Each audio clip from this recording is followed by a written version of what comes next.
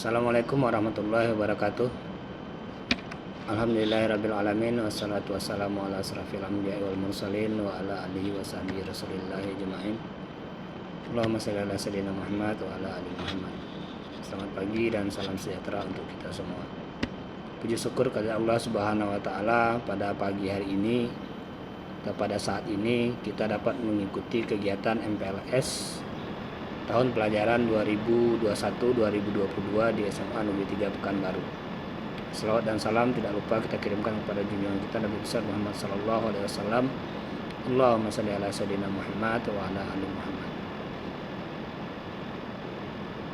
Peserta MPLS yang Bapak sayangi dan cintai dan Bapak banggakan, pada kegiatan saat ini atau hari ini adalah materi tentang kurikulum kepramukaan dan pembelajaran masa COVID-19. Di SMA Negeri 3 Pekanbaru, kurikulum yang digunakan adalah kurikulum 2013 atau yang biasa disebut dengan K13. Di mana pada K13 SMA Negeri 3 Pekanbaru itu dibagi ke dalam dua kelompok penjurusan, yaitu jurusan Matematika dan Ilmu Pengetahuan Alam atau MIPA dan Ilmu Pengetahuan Sosial atau IPS. Penjurusan ini ditentukan dari hasil kegiatan psikotes yang telah kalian ikuti. Rekomendasi hasil itu akan kita tentukan untuk menetapkan atau menentukan jurusan dari anak-anak Bapak semua, di samping pilihan yang telah kalian tentukan saat melakukan daftar ulang. Itu dua peminatan yang ada di SMA Negeri 3 Pekanbaru. Adapun tahapan dalam pelaksanaan pembelajaran K13 itu ada 3 tahapan. Yang pertama ada namanya kegiatan pendahuluan, kemudian ada kegiatan inti dan ada kegiatan penutup. Pada kegiatan pendahuluan itu biasanya dilakukan dengan mengkondisikan suasana belajar yang menyenangkan. Kemudian bagaimana membuka diskusi yang kompetitif, menyampaikan kompetensi pembelajaran saat itu, menyampaikan garis-garis besar cakupan dan kegiatan yang akan dilakukan, dan menyampaikan lingkup serta teknik penilaian yang akan digunakan.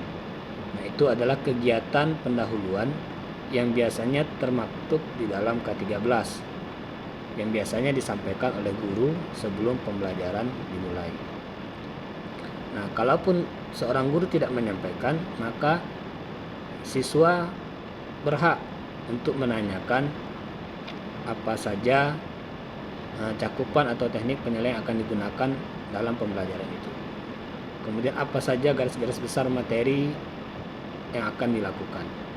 Dan juga berhak menyampaikan bagaimana suasana belajar yang menyenangkan menurut kalian. Itu kegiatan pendahuluan. Nah, setelah kegiatan pendahuluan selesai, maka masuklah ke dalam kegiatan inti, yang di dalamnya adalah lebih kepada kompetensi itu sendiri. Nah, apa yang diharapkan dari kegiatan inti ini? Ya, kompetensi yang diharapkan dari kegiatan inti ini adalah bagaimana kalian bisa lebih interaktif, ya, lebih interaktif, kemudian bisa menginspirasi kalian, kemudian pembelajaran itu bisa membuat menyenangkan, kemudian pembelajaran itu juga menantang dan dia memberi motivasi. Jadi artinya kompetensi yang ada pada suatu pelajaran, maka diharapkanlah kompetensi itu interaktif tadi. Interaktif artinya di sini kalian bisa berkembang, kemudian menginspirasi kalian, menyenangkan, menantang kalian untuk kedepannya seperti apa, dan memotivasi. Nah, setelah itu timbul, maka diharapkan nanti bagaimana menimbulkan hal-hal yang tadi. Maka diharapkanlah siswa itu bisa berpartisipasi aktif. Jadi dalam pembelajaran K13 tidak hanya guru saja yang lebih aktif, tetapi siswalah yang lebih aktif hendaknya. Karena di K13 guru adalah sebagai penyedia pembelajaran dan kalianlah subjek pembelajaran itu sendiri. Kemudian bagaimana kalian bisa berprakarsa, kreatif. Kalian bisa kreatif dan bagaimana kalian bisa lebih mandiri. Nah, jadi kompetensinya itu yang diharapkan pada kegiatan itu. Jadi dari materi yang disampaikan, setiap materi yang disampaikan, kalian diharapkan bisa berpartisipasi, berprakarsa, kemudian kreativitas dan mandiri, ya.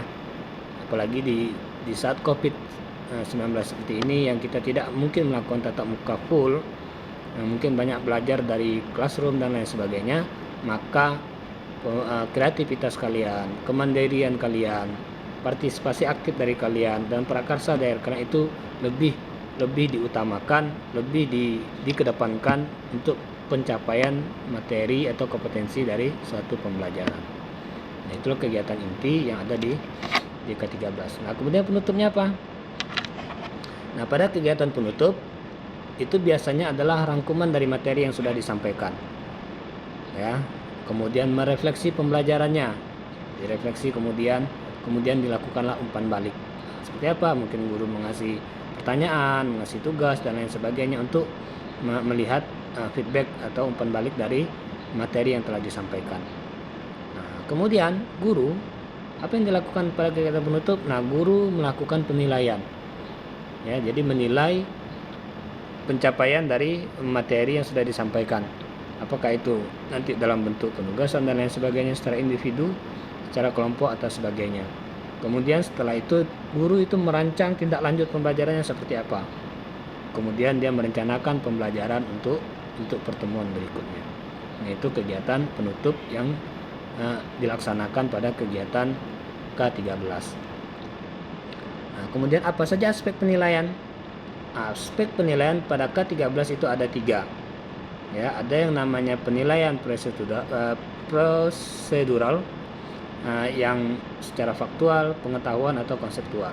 Jadi nilai pengetahuan itu masuk ke dalam aspeknya prosedural. Kemudian ada yang namanya penilaian keterampilan. Di dalamnya ada kinerja, ada proyek, dan ada portofolio. Itu penilaian keterampilan. Jadi tadi ada nilai pengetahuan, ada nilai keterampilan, dan yang terakhir adalah nilai sikap. Sikapnya apa?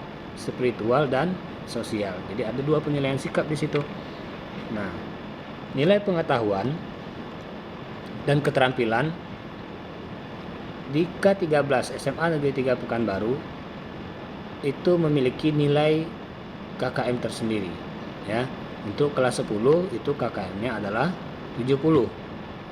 Nah, kemudian dari nilai pengetahuan, syaratnya untuk tuntas belajar atau naik kelas itu tidak boleh nilai pengetahuan dan keterampilannya itu lebih dari 3 yang di bawah KKM, dan tidak boleh ada satu pun mata pelajaran minor dari jurusannya yang berada di bawah KKM. Jadi misal anak-anak Bapak mendapatkan nilai mendapatkan nilai di bawah KKM itu ada 4 dengan mata pelajaran misalnya bahasa Inggris, seni budaya Melayu, kemudian PJOK. Nah, ini itu dinyatakan tidak naik kelas. Ya, itu dinyatakan tidak naik kelas yang merupakan akumulasi dari semester 1 dan semester 2. Nah, tetapi misalnya tidak ada nilai yang di bawah KKM, tetapi ada satu saja, misal jurusan IPA, ada satu mata pelajaran misal biologi. Apabila satu saja nilai biologi atau penjurusan itu yang tidak tuntas, maka otomatis tidak naik kelas. Nah, di sini Bapak bagi lagi, yang IPA atau yang MIPA itu minornya ada matematika peminatan, ada fisika, ada kimia, ada biologi. Ada 4 minor mata pelajarannya yang itu tidak boleh tidak tuntas. Nah, sementara di IPS itu ada sejarah, sosiologi, ekonomi, dan geografi. Nah, itu juga tidak boleh di bawah KKM. Maka nilai itu harus tuntas. Jika nilai itu tidak tuntas, akumulasi dari semester 1 dan semester 2, maka anak-anak Bapak akan dinyatakan tidak naik kelas. Nah, kemudian nilai sikap. Nah, nilai sikap ini harus bernilai minimal baik atau B. Jadi walaupun nilainya 90 atau 100 semua, tetapi ada saja satu orang guru yang mengasih nilai C kepada anak-anak Bapak, maka anak Bapak tidak naik kelas. Ya, jadi perhatikan sikap. Sikap itu adalah nilai yang paling diperhatikan juga, penting diperhatikan. Ya, jangan sampai nilai kita bagus tapi sikap kita tidak bagus sehingga guru mengasih kita nilai C. Ya, dengan arti sikap kita cukup, itu juga tidak baik. Ya, jadi pastikan bahwa nilai sikap kita minimal baik. Yang di dalamnya ada aspek spiritual dan ada aspek sosial. Itu aspek penilaian yang ada di K13 SMA Negeri 3 Pekanbaru. Jadi tadi syaratnya tidak boleh nilai di bawah KKM lebih dari 3, dan tidak boleh ada satupun mata pelajaran minor dari jurusan yang berada di bawah KKM, dan nilai sikap harus minimal B, baru anak-anak Bapak bisa dinyatakan naik kelas. Itu yang aspek penilaian di SMA Negeri 3 Pekanbaru. Kemudian apa saja yang dilakukan di K13? Ada namanya ulangan harian. Ya, kemudian ada mungkin ujian, ada ujian akhir semester. Nah, itu harus diikuti semua. Ya, dan kadang dilakukan juga ulangan harian bersama namanya. Jadi serentak untuk mengukur sampai di mana kompetensi kemampuan siswa selama lebih kurang 2 bulan pembelajaran. Ya, itu harus diikuti semuanya, jangan sampai ada yang terlewat. Pelaksanaan ujian jangan sampai ada yang terlewat. Nah, kemudian bagaimana pembelajaran kita selama pandemi COVID-19? Ya, jadi banyak media yang akan digunakan atau banyak sarana yang akan digunakan oleh guru. Ya, jadi pembelajaran daring itu bisa meliputi nanti Vicon atau video conference, bisa live streaming dari channel YouTube atau dari channel YouTube yang kalian tonton, atau bisa juga dari Google Classroom, Google Form dan lain sebagainya, atau bisa juga nanti melalui media sosial dari Facebook, Instagram, WA, Telegram dan lain-lain. Nah, jadi tolong itu disiapkan di perangkat masing-masing. Nah, kalau untuk Vicon SMA 3 itu serempak atau sepakat semua gurunya memakai Google Meet, bukan Zoom meeting dan lain sebagainya, tapi menggunakan Google Meet. Karena akun yang digunakan adalah akun Google, maka kita menggunakan Google Meet. Live streaming itu biasanya kita menggunakan YouTube, begitu juga dengan YouTube. Ya, itu sudah jelas YouTube juga. Kemudian media sosial, WA, Telegram dan lain-lain. Nah, mungkin juga ada sebagian guru yang menggunakan live streaming, menggunakan Facebook, itu juga tidak masalah. Jadi nanti tinggal bagaimana arahan dari guru untuk pembelajaran daringnya. Nah, syaratnya ini harus kalian ikuti. Ya, jangan sampai pembelajaran daring tidak diikuti. Kalian harus ikuti pembelajaran daring karena di situ nanti guru mengukur sikap kalian juga. Kepatuhan kalian dalam mentaati peraturan sekolah. Itu harus kalian ikuti. Ya. Nah, kemudian mata pelajarannya apa nih? Mata pelajaran yang ada di kurikulum ke-13. Nah, untuk kelompok MIPA itu dibagi dalam 3 kelompok. Ya, ada namanya kelompok A, ada kelompok B, dan ada kelompok C atau peminatan. Nah, kelompok A dan kelompok B itu untuk jurusan IPA dan IPS itu sama. Ada pendidikan agama dan budi pekerti, ada PPKN, ada bahasa Indonesia, matematika umum atau wajib, ya, sejarah Indonesia, kemudian bahasa Inggris, ada muatan lokal, ada seni budaya, ada PJOK dan ada PKU. Itu adalah mata pelajaran yang sama untuk kelompok A dan kelompok B dari jurusan MIPA dan IPS. Nah, pada peminatannya di kelompok IPA itu ada namanya matematika peminatan. Kemudian ada biologi, ada fisika dan ada kimia, serta ada lintas minat 1 dan lintas minat 2. Artinya apa? Nah, pada kelas 10 itu ada 2 mata pelajaran lintas minat yang kalian ikuti. Maksudnya lintas minat di sini adalah mata pelajaran di luar dari jurusannya. Misal jurusan MIPA, maka nanti ada lintas minatnya bahasa dan sastra Inggris, ada bahasa Jerman, ada ekonomi, sosiologi, geografi. Nah, itu adalah lintas minat di kelompok MIPA. Nah, kemudian di peminatan di kelompok IPS itu ada sejarah, ada ekonomi, ada sosiologi, ada geografi, kemudian ada juga nanti bahasa dan sastra Inggris, ada bahasa Jerman, kemudian ada fisika, kimia, biologi. Nah, itu untuk peminatan yang ada di kelompok IPS. Nah, lintas minat ini siapa yang menentukan? Nah, yang menentukan adalah sekolah. Ya, ini pertimbangannya adalah jumlah guru yang ada di sekolah. Jadi siswa tidak bisa menentukan lintas minatnya mau bahasa Jerman, tidak seperti itu. Tapi sekolah sudah menentukan lintas minat di kelas ini nanti adalah ini. Itu juga kita memperhitungkan kapasitas dan kuantitas guru yang ada di sekolah, sehingga kita tidak bisa membuka atau memberikan pilihan kepada siswa untuk lintas minat yang akan dipilihnya. Jadi siswa nanti hanya mengikuti lintas minat apa yang ada dan telah ditetapkan oleh sekolah. Nah, itu yang mata pelajaran di K13. Nah, kemudian bagaimana dengan ekskul? Nah, di K13, ekskul yang utama atau wajib itu adalah pramuka. Ya, ekskul wajibnya adalah pramuka. Nah, pramuka ini dibagi ke dalam dua kelompok, ada blok namanya dan ada pramuka blok dan ada pramuka reguler. Ya, pramuka reguler. Jadi nanti ada setelah blok ada pramuka reguler. Ini wajib diikuti, dan mungkin dengan daring ini agak sedikit terganggu, tapi nanti formatnya kita akan sesuaikan bagaimana supaya kegiatan pramuka wajib ini, ekskul wajib ini bisa terlaksana walaupun secara daring. Nah, sementara ekskul reguler itu juga cukup banyak sekali, ya, cukup banyak di SMA 3. Cuman semuanya sekarang lagi terkendala dengan masalah COVID. Nah, jadi kegiatan kepramukaan, ekskul wajib pramuka itu semua peserta wajib mengikuti.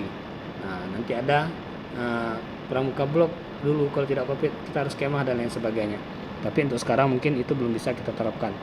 Nah, kita akan buat formula bagaimana nanti pramuka wajib ini bisa terlaksana untuk tahun 2021-2022. Nah, mungkin itu saja tentang materi kurikulum, kemudian pembelajaran di masa COVID dan kepramukaan. Silakan kalian buat resume, kalian buat catatan, kemudian kumpulkan pada form yang telah disediakan. Itu saja, lebih kurang mohon maaf. Assalamualaikum warahmatullahi wabarakatuh.